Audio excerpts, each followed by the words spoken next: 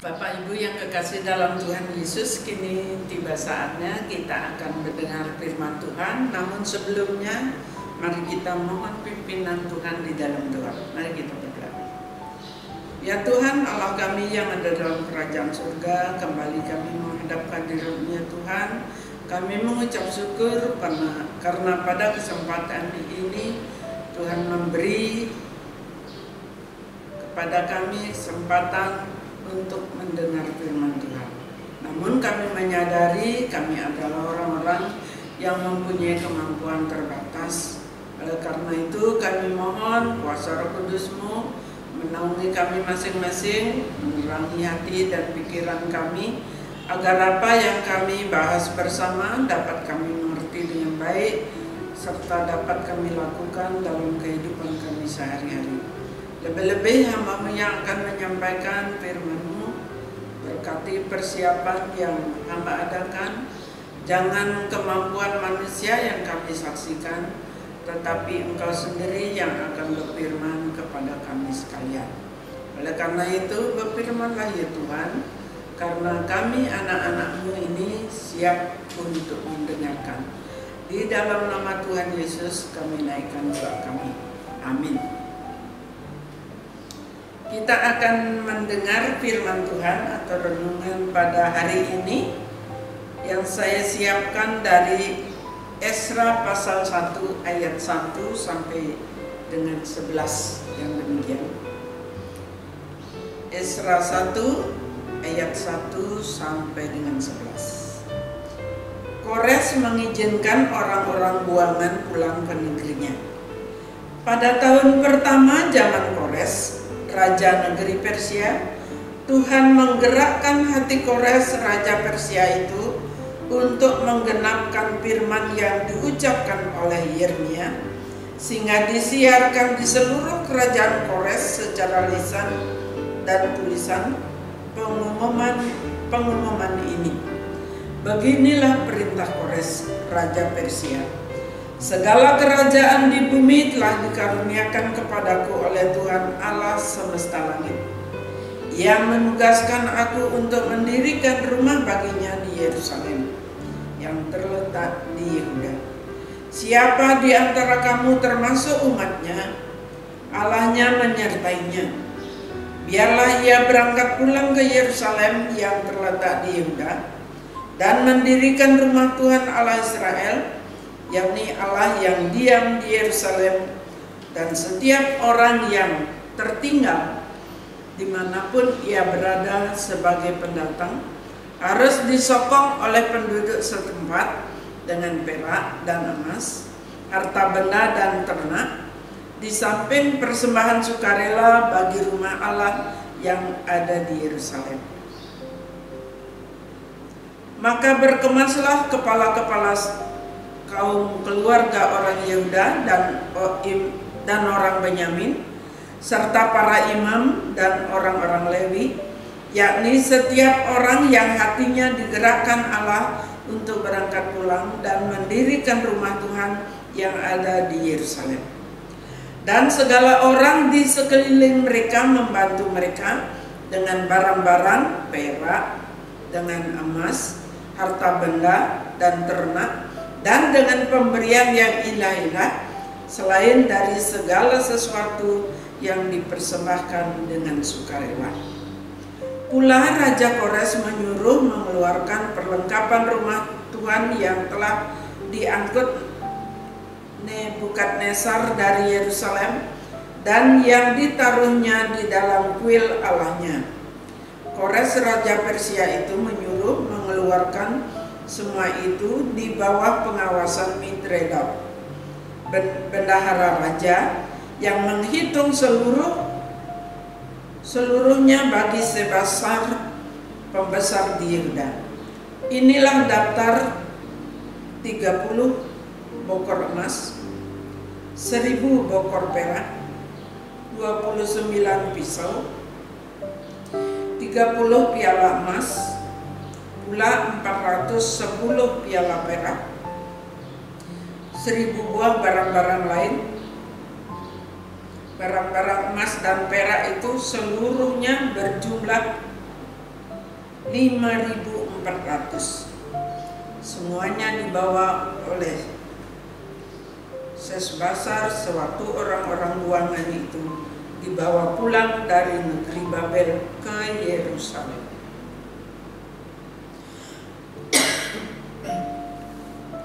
Berbahagialah kita yang masih diperkenankan mendengar firman Tuhan sampai saat ini. Bahkan lebih berbahagia lagi jikalau kita mencoba melakukan dalam kehidupan kita sehari-hari. Judul daripada renungan kita hari ini adalah umat kepunyaan Allah. Umat kepunyaan Allah. Bapak Ibu yang kekasih dalam Tuhan Yesus, jikalau seseorang menjadi terpilih atau yang dipilih, pasti sesuatu yang menyenangkan. Contohnya saja, sebagai murid terbaik, sebagai siswa teladan,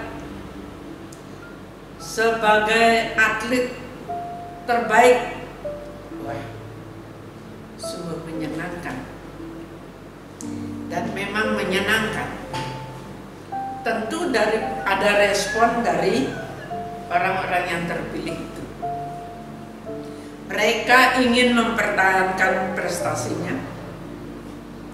Mereka berusaha memperjuangkan apa yang menjadi sebab mereka terpilih, agar untuk seterusnya pilihan itu menjadi miliknya. Bahkan mungkin mereka berusaha untuk menyenangkan pemilih yang menilai mereka menjadi terbaik. Jadi kalau perusahaan mungkin kepala perusahaan, kalau di sekolah mungkin kepala sekolah, guru. Tentu dia berusaha mempertahankan prestasinya, berusaha menyenangkan yang memilihnya, yang membuat dia menjadi terpilih. Sebagai orang yang percaya kepada Tuhan Yesus Kristus, kita adalah orang-orang pilihan yang diangkat menjadi milik Allah sendiri. Jadi dipilih, diangkat menjadi kepunyaan Allah. Menjadi kepunyaan Allah artinya hidup kita ada dalam genggaman Allah, dalam pemeliharaan Allah. Apa itu artinya? Dalam pemeliharaan Allah kita mendapat ketenangan, kita diberi keamanan serta berkat yang berlimpah. Namun sayangnya banyak orang yang percaya tidak menyadari akan pilihan Allah, tidak menyadari panggilan Allah itu, sehingga mereka masih hidup sembarangan, hidup sama seperti orang dunia.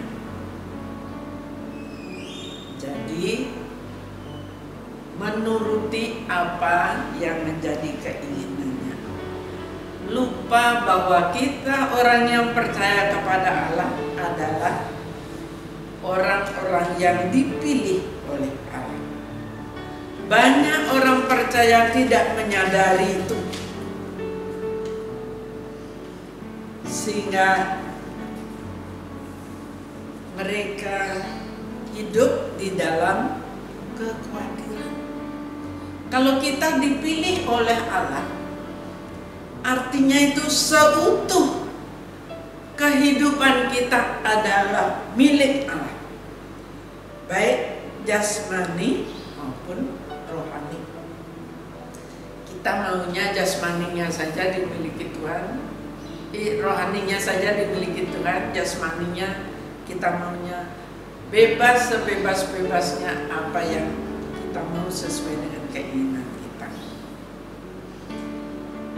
Bacaan dari kedua ayat yang kita baca hari ini, dua ayat puji dan janji dari Mazmur 28, dari 1 Petrus 2 ayat 9, itu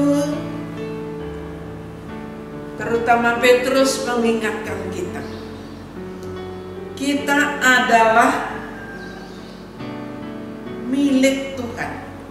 Setiap orang yang percaya kepada Tuhan Yesus adalah satu bangsa yang terpilih. Yang kedua, imamat yang rajani. Ketiga, bangsa yang kudus. Keempat, umat kepunyaan Allah sendiri. Bangsa yang terpilih, imamat yang rajani, bangsa yang kudus, umat kepunyaan Allah sendiri. Itu artinya Allah memilih kita dengan bersungguh-sungguh. Bersungguh-sungguh menentukan pilihannya. Akan bertanggung jawab seutuhnya terhadap kehidupan kita. Hal itu dapat kita lihat dari Ia memanggil kita dari kegelapan dosa. Ia mengampuni dosa kita, menebus dosa-dosa kita dengan darahnya yang tercurah di kayu salib. Juga membawa kita kepada terangnya yang ajaib, sehingga kita bisa melihat inilah kebenaran itu. Inilah jalan keselamatan. Ini jalan yang benar yang membawa kita ke dalam kerajaan surga. Kamu itu terang dunia. Kamu itu garam dunia. Jadi kita dari dalam gelap dibawa kepada terangnya yang ajaib. Jadi sebagai umat kepunyaan Allah, kita wajib menunjukkan identitas itu dalam kehidupan kita sehari-hari. Kita wajib menunjukkan identitas kita sebagai milik Tuhan dengan iman dan sikap dan perbuatan kita yang sesuai dengan kehendak Tuhan. Yang sesuai dengan kehendak Tuhan. Dan kita mempunyai tugas memberitakan perbuatan-perbuatan Tuhan yang ajaib. Memberitakan kasih Tuhan kepada orang-orang di sekitar kita melalui sikap dan perbuatan kita yang sesuai dengan kehendak Tuhan. Sebagai umat pilihan Tuhan memang menyenangkan, tetapi hal itu tidak semudah apa yang kita pikirkan. Oh, enak menjadi umat pilihan Tuhan. Hidup kita dijamin. Dan Daud sudah merasakan itu. Daud merasakan dipilih sebagai orang yang dipilih oleh Tuhan. Oleh karena itulah Daud mendoakan kita seperti di dalam Mazmur 28 ayat 9. Coba kita lihat sebentar. Selamatkanlah umat-Mu ya Tuhan, berkatilah orang-orang pilihan-Mu, jadilah seperti seorang gembala bagi mereka, dan jagalah mereka untuk selama-lamanya. Menjadi umat pilihan Allah kita tidak beda dengan orang yang ada di dunia ini. Masih ada tantangan-tantangan yang harus kita hadapi. Oleh karena itulah Daud memohon kepada Tuhan supaya Tuhan menjaga milikmu. Jagalah, selamatkanlah umatmu ya Tuhan. Berkatilah orang-orang milikmu. Jadilah seperti seorang gembala bagi mereka. Dan jagalah mereka untuk selama-lamanya. Memang Tuhan mengatakan atau memanggil kita, memelihara kita seutuhnya, baik jasmani maupun rohani. Kita lihat di dalam Esra tadi, Esra 1 ayat 11. Bangsa Israel sebagai umat pilihan Tuhan. Karena dosa dan kesalahan mereka, mereka akhirnya ada di dalam pembuangan, tercerai-berai. Tetapi Tuhan tetap mengingat mereka. Tuhan menyiapkan seorang penguasa. Bagaimana mereka bisa kembali ke negerinya, yaitu Yerusalem. Yaitulah ketika Kores memerintah di Babel, dia dipakai oleh Tuhan untuk memulangkan Israel ke negerinya sendiri. Jadi Kores punya keinginan siapapun yang berasal dari Yerusalem silahkan pulang, bangun bait Allah atau bangun rumah bagi Allahmu lagi.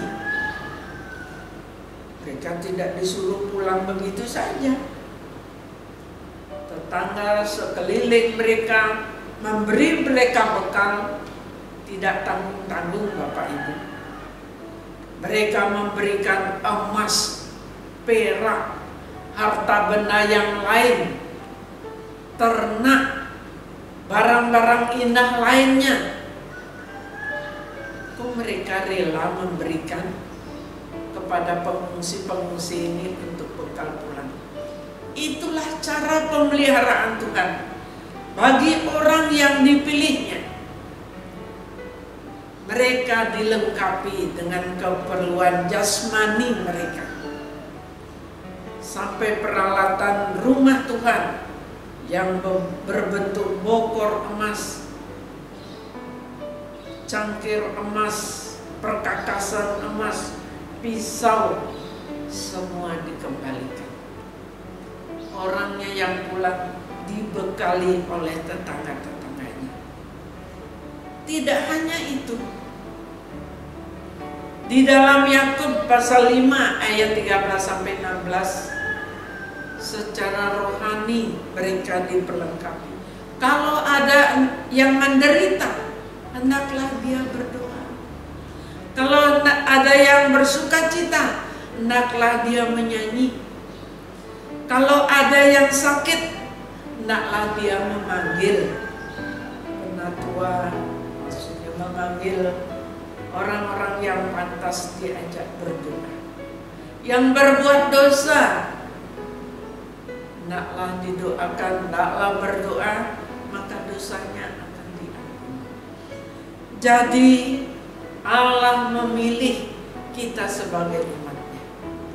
Dia memperlengkapi kita baik secara jasmani maupun rohani. Tapi yang penting di sini adalah bagaimana respon kita terhadap pemilihan Allah. Relakah kita hidup sesuai dengan firman Tuhan? Relakah kita hidup menjauhi apa yang ada, apa yang menjadi larangan Tuhan? Jadi kita diingatkan kembali menjadi milik Allah. Tidak ada sesuatu yang perlu kita khawatirkan, karena tidak ada yang tidak mungkin bagi Allah. Allah sanggup memenuhi apa yang menjadi keperluan kita. Tidak perlu kita memikirkan bagaimana caranya Tuhan menolong saya. Yang perlu kita pikirkan, yang perlu kita renungkan, tetaplah mengandalkan Tuhan di dalam hidup keseharian kita. Lebih-lebih di masa sulit seperti sekarang ini. Yang perlu kita tanyakan pada diri kita masing-masing adalah, sudahkah saya percaya dan mengandalkan Tuhan di dalam setiap segi kehidupan kita? Sudahkah kita mengandalkan Tuhan setiap saat? Sudahkah saya mempertaruhkan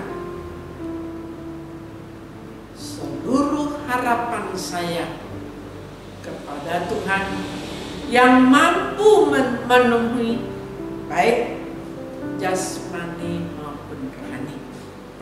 Karena tidak ada yang mustahil bagi Tuhan, karena Dialah yang menciptakan langit bumi dengan segala isinya, juga menciptakan hidup kita. Dia memanggil kita dengan seutuhnya, menggenggam hidup kita dalam tangannya. Dia akan memenuhi apa yang menjadi keperluan kita, jasmani maupun rohani. Mari kembali kita renungkan, sudahkah saya mengandalkan Tuhan di dalam hidup keseharian saya? Amin. Tuhan Yesus memberkati. Mari kita saat duduk untuk kita semua.